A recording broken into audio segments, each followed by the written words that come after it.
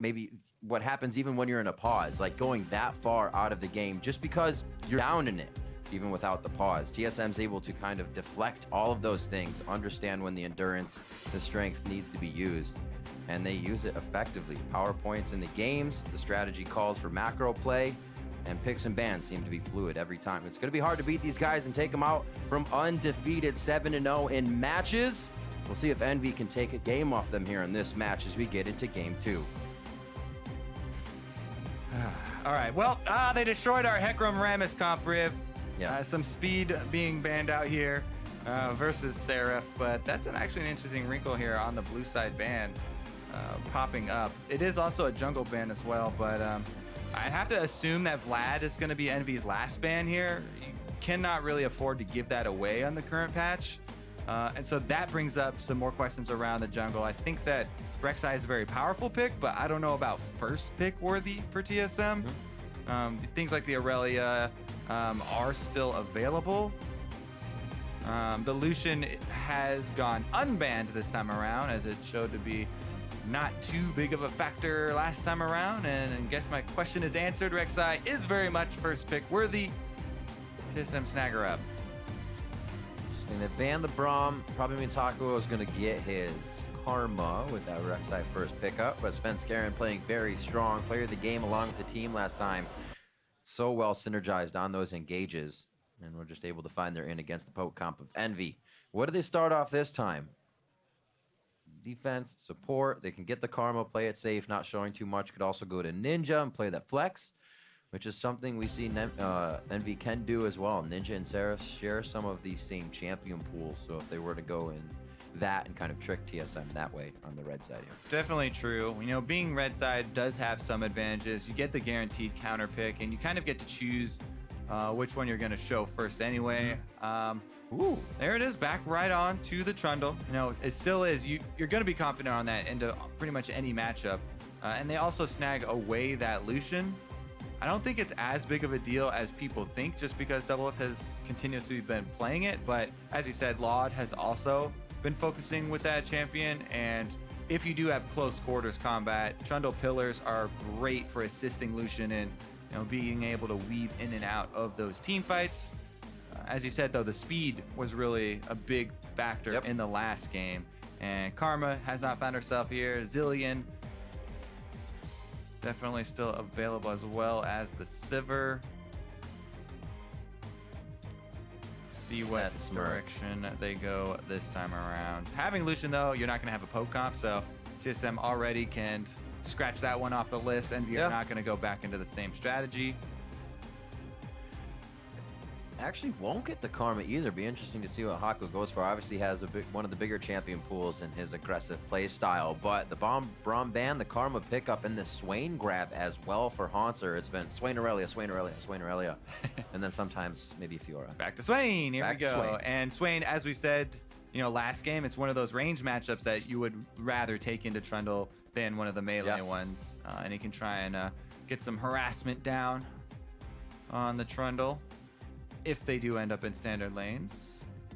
So I'd say, would it be actually on Envy coming out in this game to try and put TSM behind early, or are they safer just trying to play a base early game, keep it neutral, and then take it out of maybe a lane swap? Yeah, anytime a team does get crushed like that, everyone's like, oh my god, they need to start in the early game, you know, they gotta change stuff up. But honestly, Envy's biggest successes have been when they do take it late game and they play it kind of slow, and they get to the stage where they can use Seraph up in the top lane, you know, push out that minion wave, then try and transfer down to an objective.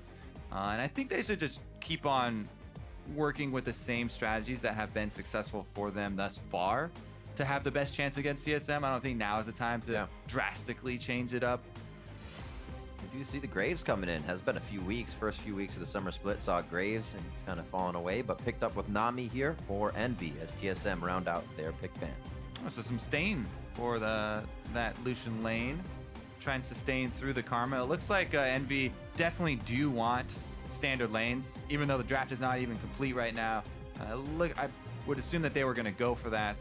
Proxen also locking in that Graves. It is still played a decent amount, has fallen down priority a little bit, but is going to add some extra damage here for the team fights.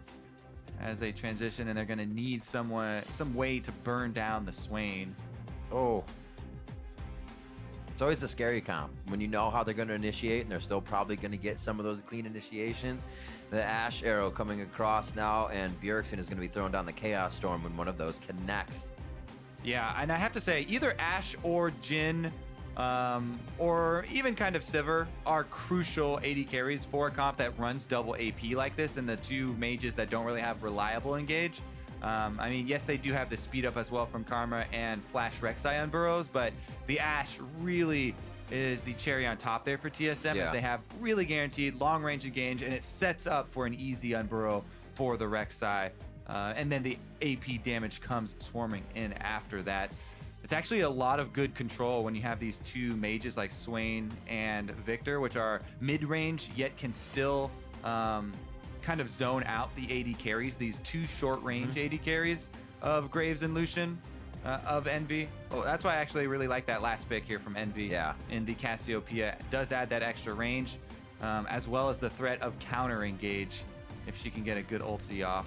I was going to say, if they didn't have so much speed last time and they didn't create a poke comp, Cass would have almost been awesome there to get the team feeding into you. And you just ult them here. They're going to try to do it. Seeing that speed is actually gone again, Ninja can stay a bit safer.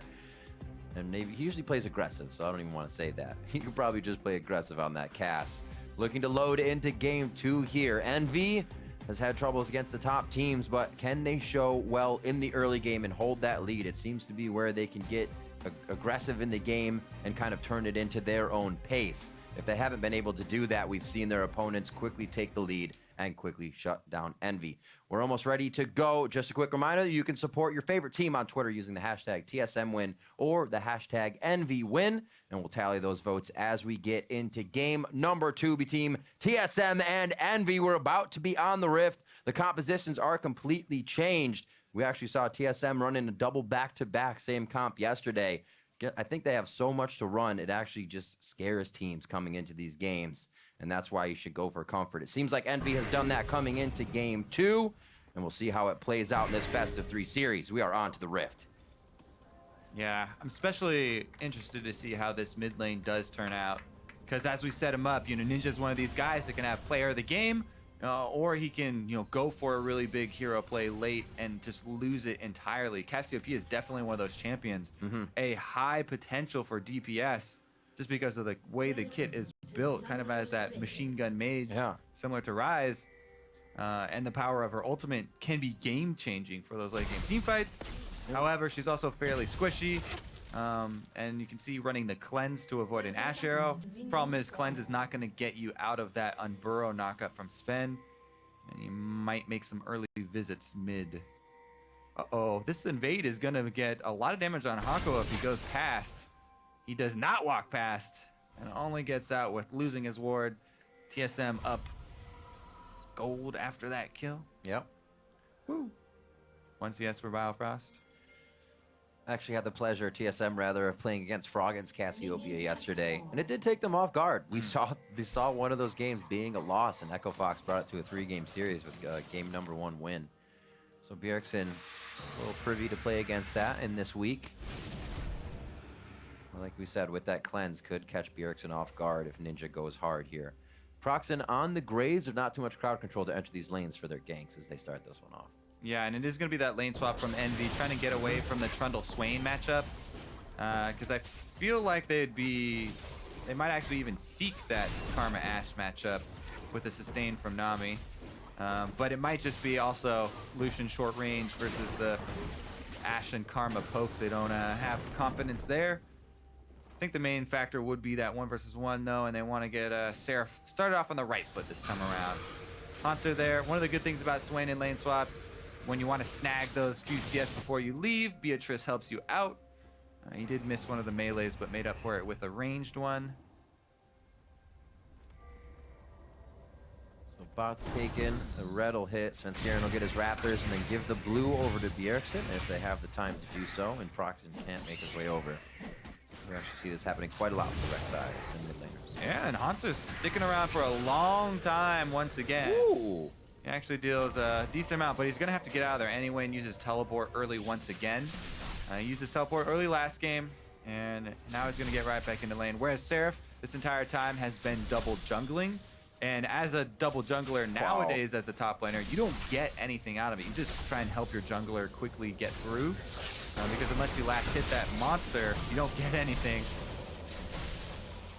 Oop, I think he missed the cannon there. That is unlucky. And the ability of quickly safe farming a few of those minions with Swain puts them so far ahead in this turret take as well. That teleport down, it's not even half right now for Envy. So again, this is almost replicating game one where TSM having a lead in timing, edge, and map control. Yeah, exactly. You go down the checkboxes. TSM earlier on the turret. They are also ahead as far as the solo matchup, Haunter versus Seraph, because of the time spent double jungling and experience is not shared anymore. There's a gold lead for Haunter right out of the gate. There is also an experience advantage for Haunter right out of the gate. And TSM feeling very good about the way this one's starting off again. Blue team's turret has been destroyed. It actually does not look like Svenskeren was able to get that blue buff. So the 3 goes over to Proxen. Nicely done by him. No time to go back and give it to Bjergsen just yet. We'll see if they can use it though. Like we said, no crowd control coming from this grave, so it may be some time before we see the team group up for an objective and use that, or rely on Seraph to be a very, very good pillar in what could be a counter gank in the top lane. Yeah, most of this Envy comp is built around counter engagements, and a lot hinges on Ninja and his use of the Cassiopeia ultimate, as we said, because if you're just relying on a Nami tidal wave as your forward moving initiation, then it's a bit iffy there. Doublelift and Biofrost move in to get some early damage on this turret as well, though, and once again, Envy there aren't many wards for Doublelift and Biofrost here, but well, it seems like Proxen went for Raptors, unfortunately. Yeah, the thing is here, Envy, because they're behind in timing this time around, I do like this choice. Instead of continuing on with the lane swaps and like, oh, okay, we're already a few seconds behind, we're going to put a stop to it. We're going to move in to try and defend. Now, they do have a Nami for sustain, but even with that, it's kind of difficult for Seraph to CS under turret, as you can see. And he's going to move in for some of them, but eventually he's going to get whittled down and chunked out. Maybe he'll use his teleport to get back in and continue the defense on this turret. Because down on the bottom side, the opposite situation, Lod there is actually CSing effectively against Haunter, because talk about no vision. Haunter has none either, and on Swain it's scary as well.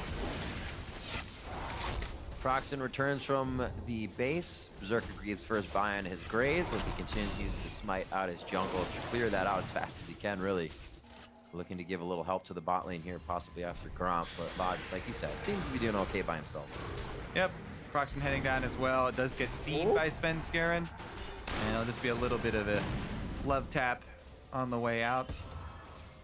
Another little thing for the duo lane of the Nami Trundle is that Seraph is gonna, you'll see him continuously put down the frozen domain, the W for him for Trundle, before Hakuo sets off the heal on Nami, because it'll increase the amount that he gets healed. Trying to sustain is the main issue here for this support top laner duo, and they are just getting pelted with skill shots from the Ashe Karma as poke continues to land. Bjergsen actually moving up for an early dive as the poke is actually taking its toll on the duo lane.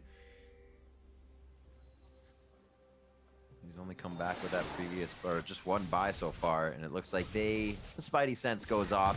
Hakuo may actually get himself in danger here, but he goes up knowing that Bjergsen walks over a ward to exit. Gives a little bit of free time to Ninja in mid. He's about a wave up now, but things have been played very slow after that first turret take, like you said, compared to game number 1.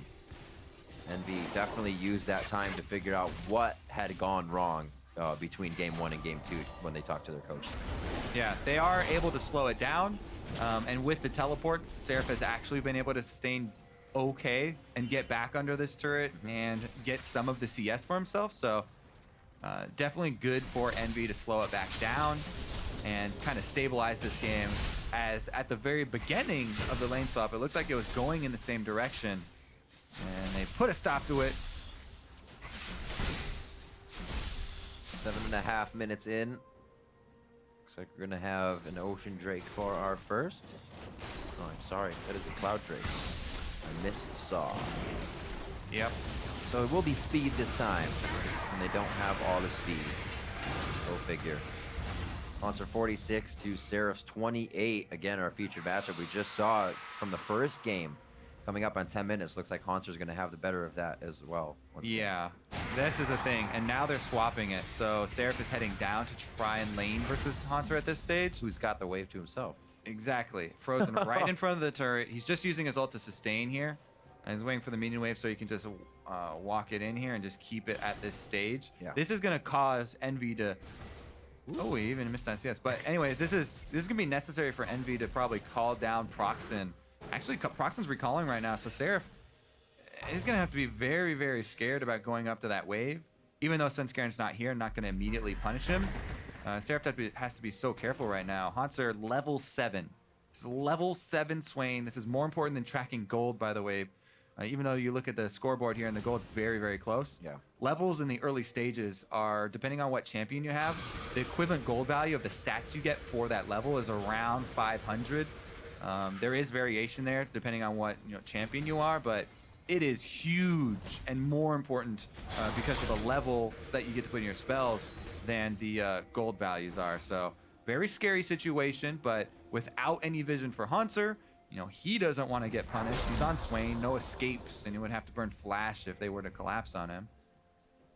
Seems like Envy has resorted to, and it works for them, resorted to almost having a lane instead of assisting it as such, as Seraph kind of pushed up too far with Proxen coming down. They just say, that's going to be all right. I'll play it safe so you don't have to put too many resources into me. And it's actually a way Envy keeps himself around the map here in bad situations to stop the opponents. And it's actually pretty crucial at this stage in the game for Proxen to not reveal himself to keep Haunter honest. But he's coming up top lane here, and Haunter's just pushed up all the way to that bottom lane. So Haunter's going to try and shove that wave all the way to the turret so that Seraph doesn't get a freeze in answer back and catch right back up. So Haunter did get it all the way to the turret, and it will eventually start to push back towards TSM side. So Haunter gets to kind of hold on to his little experience lead, or significant experience lead that he does have against Seraph. Almost going to have that Rod of Ages finished. One more of these pushes into the back, and he'll be stacking up just at 10 minutes as well. Getting these items completed and having turrets to drop is going to mean a lot of stats and even more gold coming into TSM here. Envy holds that 200 gold lead, but like we said, the levels are playing a very big deal, especially if it comes into effect. Right now, it seems like Seraph has been able to keep away from what was a 3-level difference here and continue to level himself up. He is persistent. All right, Ash Arrow from out of bounds. That was a little wide. Cassiopeia no boots, but can still dodge that, no problem.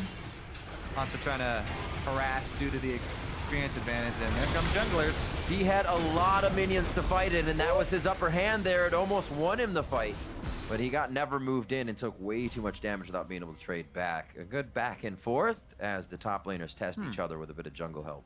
I'm actually curious. I think they recalled because they saw the duo lane, or they didn't continue chasing because they saw the duo lane heading down. Because if it wasn't for that duo lane roam, Bjergsen actually had the early position on mid lane roaming first, and they could have kept chasing in that 2 versus 2. They had the advantage if Bjergsen was able to slow down Ninja and not allow him to enter the fray. But that the duo lane trail from Lod and Hakuo, I think, saved the life of Seraph there. Are these guys gonna match up? They talk a lot of talk, but nobody's walked the walk between them. Oh, yeah, they've been exchanging minion kills. That's true. That's true. Right now, I mean, Lod does mechanics, 112 to 103. We heard differently from Doublelift. Haunter still giving the business to Seraph. It's not going to be easy, but he does get this one to stop in front of his turret. Yes, that's crucial for him. Plus, things get a lot better once you can get your cowl versus any of these ranged magic harassers. Haunter sees, oh my goodness, he's frozen the wave in front of the turret. Let me get back here. Break that real quick and unfortunate. Put an end to the freeze. This is probably going to be a dragon though, because they have so much pressure. Seraph's chunked out. He would probably have to go back to base and use his teleport to get in here, but it might even be too late. And TSM should be able to get this Cloud Drake pretty easily.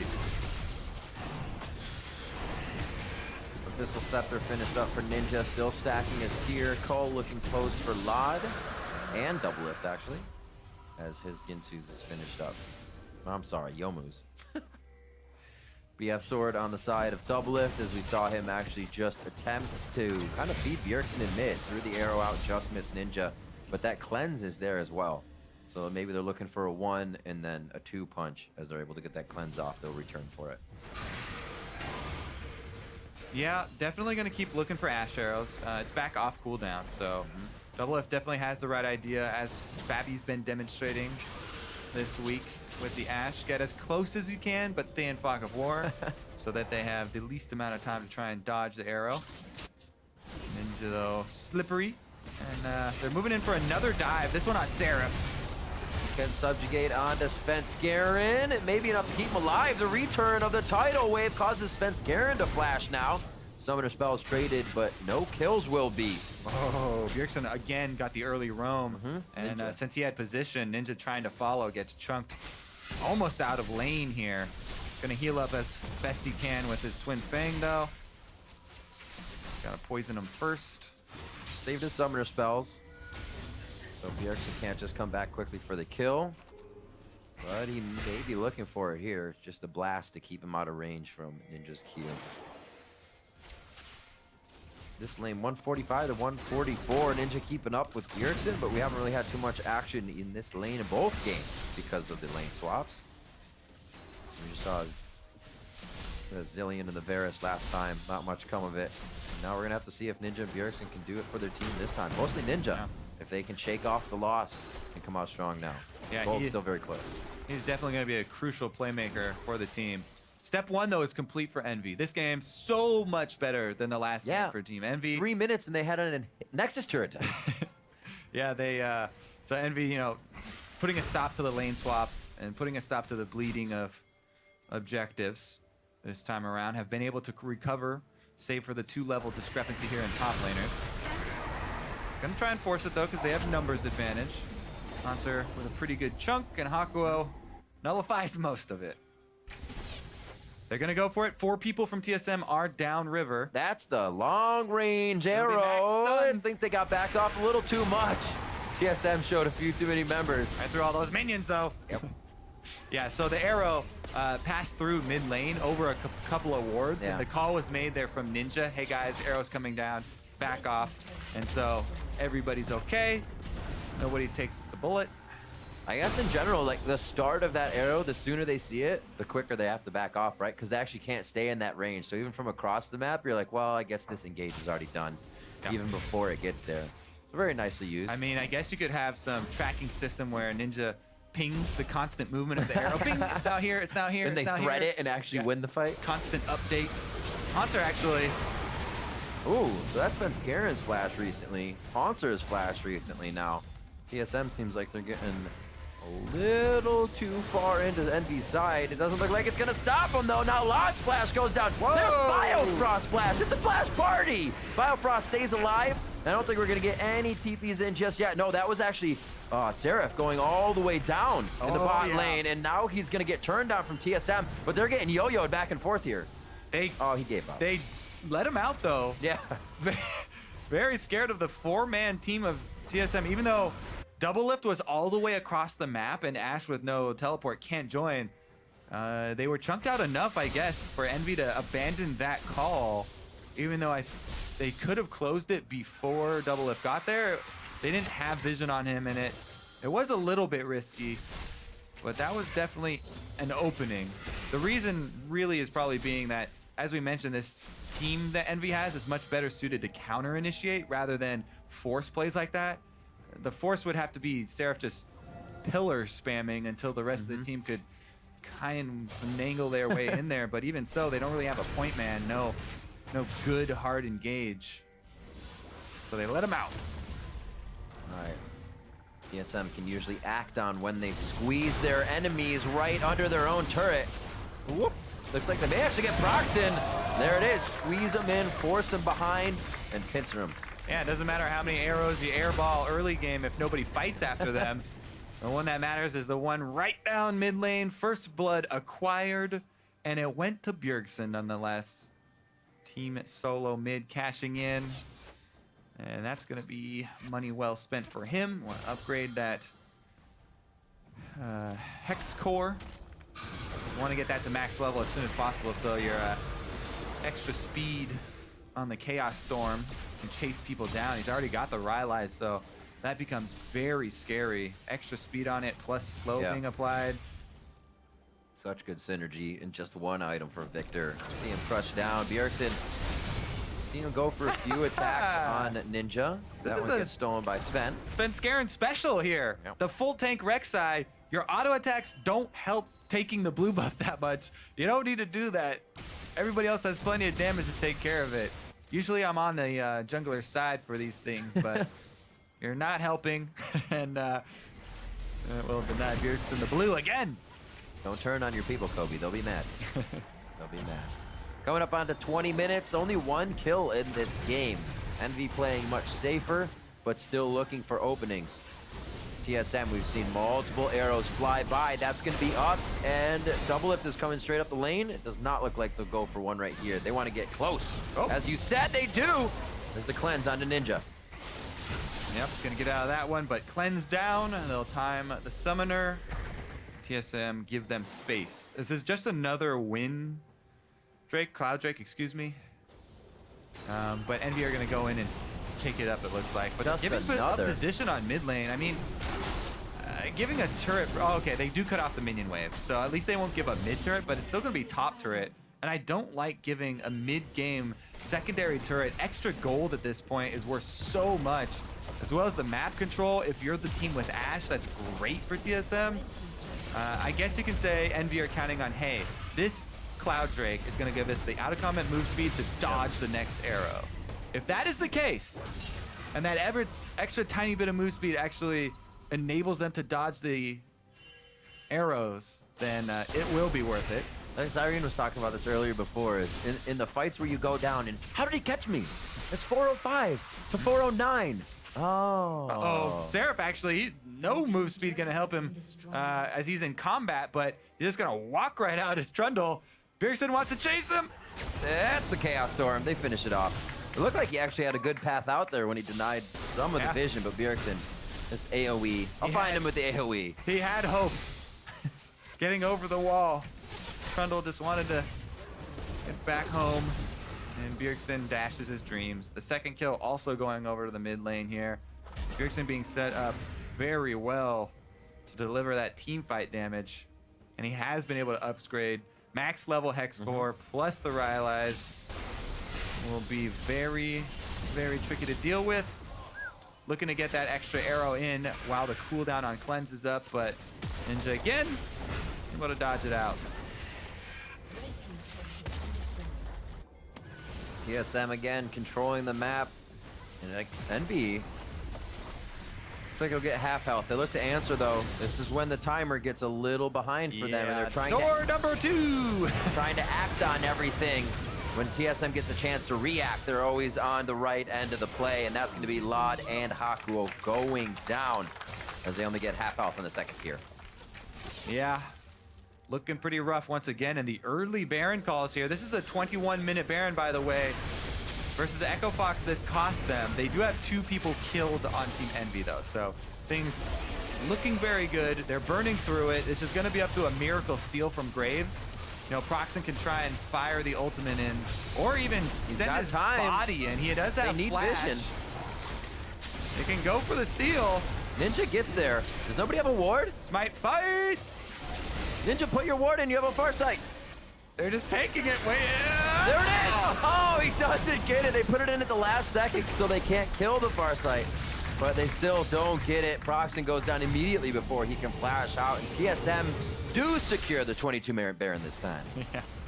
All right. Well, this was EnVy trying to make up for lost time. You know, they're like, oh my God, we lost our bottom turret. We need to make up for it. Turret on the top side, but hand caught in the cookie jar here as Sven and Bjergsen come to cut them off. And that's what set up the entire Baron situation. TSM running away with this game as well, and they are not letting this series even look close. EnVy, they did have kind of a soft schedule to start it out, and so they were at the top of this. Oh no, you hate to see that. Lod will be able to get away with the flash though. Oh, he doesn't want to give up. He's going to have to. They're just being persistent because they can at this point. That culling in the direction that you want to run is just like, let me go that way. Does get out, though. I'll just put these guns down. Yeah. But, yeah, things going from bad to worse now for Envy as the Baron buff allows TSM to accelerate the pace of the game. It was already extremely quickly going in their favor, but now they're going to be able to get that split push rolling with Hanser up top and the rest of the four-man squad whittling down this mid lane turret, maybe even setting up for another dive. They're pinching in, actually. Hanser was just about to back, but they said, we have a good wave coming in. Yeah, the inhibitor turret is open, which means mid is going to be free now for Bjergsen and Doublelift to take, as they won't find really any resistance other than Ninja. But unfortunately, they're baroned up, so they can't get any closer because of the cannon minion. Yeah, that's walk away, let it get closer, then approach it. Spicy meatball. Problem solved. Seraph's going for it. According to Kobe, things are getting saucy, and Lod's going to be the first one in. There's Azanias there, so they can't really approach too much. Hanser's going to throw the ult on with Azanias, and he'll be perfectly fine. That kill is going to be, or rather turret in the mid lane, I should say. Oh, look at those hops. Oh, high five! Proxin on the dog! Caster minions! Pew pew! Caster minions. Look how big the projectile from a Baron empowered caster minion is. That thing taking down Proxin, and TSM making it look easy. 24 minutes in. War on two fronts successful inside the inhibitor turret. And they are going to have the first inhibitor in the mid lane, but they have all the pressure towards the top side. TSM, they like to stay for the long haul. We see them inside their enemy's base quite often for an extended period of time. Here it looks like they'll give a little bit more respect. Dragon and 30, don't want to give anything like that up, and they already have waves pushed up in their favor, so they have time to get back and breathe. Yeah, that Infernal Drake is TSM property as far as Summoner's Rift is concerned. And just a matter of time. Svenskeren gonna steal away that as well. All your jungle belong to Sven, except for those two.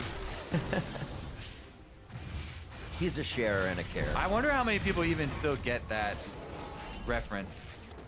It's a little old, a little bit dated. All your base? Yeah. It is. Pepperidge Farm, remember. Oh well. We are dated. All right, there's the Infernal Drake. Welcome home, my friend. The TSM Infernal Drake. Yeah. Your sacrifice is appreciated. And Team Envy will need to pray to some other god,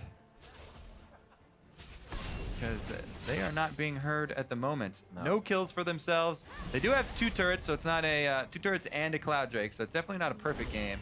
But it's looking like it's going to get a little bit rougher for Seraph. He might end up having to try and pull a sneaky teleport to get out of here. Otherwise, he's dead. Ooh, just outside of the gravity field. Subjugate onto Bjergsen. But three's a crowd, and Seraph thinks so too. He goes down. 40 seconds on the death timer for him.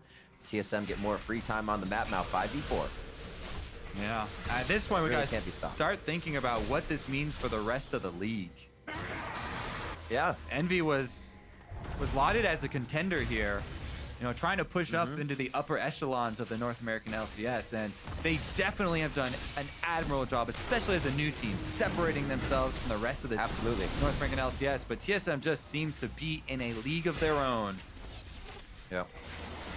Even above Immortals now, who say that they're having troubles because everybody in the league is getting better, and that's where some of these teams actually need to look to now, is the second half.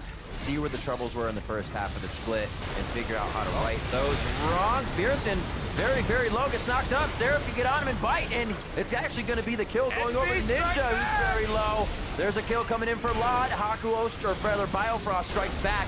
Sven on the outside, really just toying, looking for a bait, but Envy knows their priority target. They know who they're going to focus. The flash from Hanser dodges the end of the line coming in from Proxin, and it's a huge amount of damage because that would have killed Hanser, taking away a lot of the damage that TSM's fighting with right now. The tight plays that TSM is making is throwing Envy for a loop. Well, they got on the board. At least Envy got some morale boosts from the kills on Bjergsen and Doublelift. They took down the carries. However, Hanser, with the constant shields from Biofrost, just stays up so ridiculously long. Bjergsen positions really far forward there, and then it's honestly one of the rare mistakes we see from him, but he gets punished very heavily. Nice job from not only the miasma from Ninja ensuring he can't get out, but also that bubble landing on top. Hakuo recognizing it was easy to land, and Envy, the only problem now is taking down the Swain that still has Zhonya's. There's the shield as well from Bio, and that is the turn for them. However, the damage was done. TSM, their main objective was already accomplished, taking out that inhibitor. So 2 inhibitors down means they have a lot of pressure to work with. Oh! Roxon going down.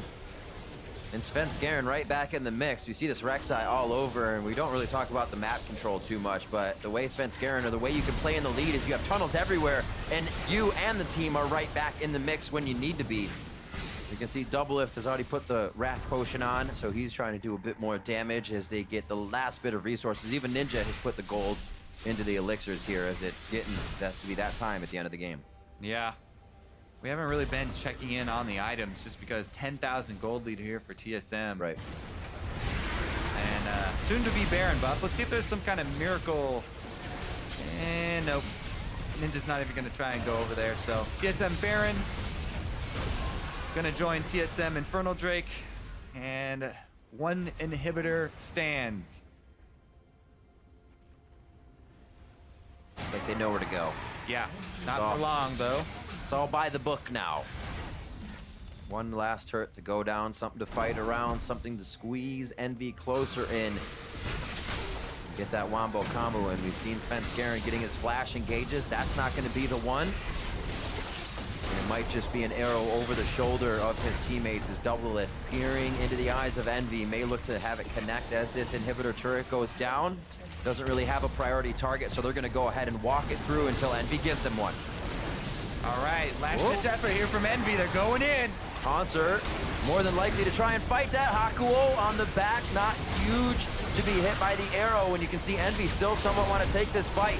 Running for the fountain, they're going to look for the home guards to get back, but they use every bit of HP now, and TSM's able to drain that to 0.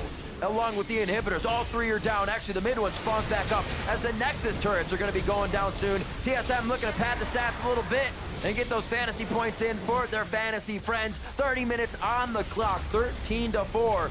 TSM very close to closing out game 2 with a few more touches on the Nexus. I believe 50 gold goes to Doublelift as TSM take down Envy 2-0. And in a very convincing fashion at that. This is why everyone ranking TSM, not only because of the scoreboard at #1 in the North American LCS, but the way that they destroy their opponents and have destroyed their opponents. Yeah. You know, this split, summer split, has been TSM split so far. You know, Immortals did give them a run for their money. Cloud9 was able to make a good showing versus them, but Team Envy are going to have to go back to the drawing board. Solo-wise, it seems like things can play out each time for them. You know, we see Ninja having pretty solid lanes coming up on CS in the late game over Bjergsen, but still faring well there. Our top lane matchup, it seemed to be a little more lopsided in the way that TSM provided more resources for Hanser. They offered him more, and it actually kind of made Seraph have to think more, do the shot calling, and he was still pressured by TSM because they weren't going to let him have time to breathe, think, blink. Yeah, even just a small change that TSM made where they are like, you know what, Hanser, you can stay in the lane in the 1 versus 2 and snag as many minions as you can before they pressure you out. We'll allow you. Go ahead, use your teleport super early, down to the bottom side, join us then. And that lead that they got him in both games out of the lane swap was a big part, you know, of the early game and why they had priority on almost all of the rotations because they have this big advantage, this big experience difference between the two. As well as for getting the swaps early, making sure first Dragon was there. As we said, the way it played out, Ocean, Mountain. Like, that was perfect for them in the combination they got. But a game 1 like that is going to hurt the mentality coming into game 2. We already thought it would be difficult for Envy. But looking at their side, as I said previously, just kind of back of the story, Immortals, Pole Belter said, all teams are getting better. Everybody's learning from each other. And I think that's where Envy kind of need to look forward now, see where what the other teams are doing in the early game. How does TSM grab those advantages with almost not even going to lanes, just allowing people to farm more, giving solo experience and things like that. And then that advantage cascades down through the rest of the game. Exactly. I got another word instead of snowball for it yet. And TSM are able to use that through the mid game. Once they get to that point too, they don't let up. Like the pushing from TSM after that midway point was very, very scary for Envy. And even though Ninja only died very end of the game, there wasn't a big opportunity for him to make a big turnaround. Once TSM sink their teeth in, it seems like there's no way out of it for their opponents, and that's the way it went down again for Envy as TSM take the win. And before we get into the replays, let's go down to stage side where Zyrene has TSM's jungler standing by for a post-game wrap session. Thank you very much. Great cast on the day, gentlemen. I'm here with the jungler of TSM, Svenskeren, after that victory over Envy. And I want to start off with that matchup here. Coming into today, Envy, they were looking like a top 4 team. What were your expectations on this team? And did they meet your expectations after the match? Okay, so I think EnVyUs really surprised everyone by the start of split by how good they actually looked, because they're like a pretty new roster, and last split they were like relegated or something. So I think they like kind of surprised everyone, even me. Like I was really surprised by how well they're doing. So I kind of thought they would be harder now, but yeah, they're not bad, but we were just better. Oh, you're talking about being better. You guys are still undefeated, and your last matchup is P1 to reach that halfway point. And if you do that and you beat all of them and you end up being 9-0, what are your expectations right now of the league? Or sorry, what are your impressions of the entire league after you have almost reached that halfway point? I'm not really thinking about being undefeated, because we still lose games in the best of threes, like we lost yesterday. So not really thinking about being undefeated, because the league as a whole seems pretty good now. So like C9 and Immortals are still really good teams. So we're not going to underestimate anyone. Especially with P1 next week at the bottom of the standings. And it's kind of a trap game because you have Immortals right after that following in that week. So how are you going to not look too far ahead for that Immortals game and still prepare for P1? Yeah, it's just like every week kind of, because we played like Energy and Equifox as well before the game today. So we kind of underestimated Equifox a bit yesterday, and you could kind of see it in the first game where we just slipped up. So next week I think it's going to be a big point that we don't like get overconfident and just take everyone with like the same practice. And final question for you here, Svenskeren. In spring, you were second most deaths in the league at 61. Crumbs had 62, so luckily he took that away from you. But in playoffs, something clicked for you. What do you see as the biggest factor that allowed you to improve so drastically and now you're this top jungler in the league? I'm not really sure. Like probably just the team clicking more together. So it makes my job like 10 times easier when everyone is on the same page. So usually there will be problems like I have to gank too much and people calling too much for resources. So I would just be everywhere and then kind of dying and not getting any farm. But now it's like everyone takes responsibilities if I get behind. So it's not just my job. All right. Thank you very much, Svenskeren, for the interview. Congratulations on the victory, and also looking forward to next week. Good luck with those games.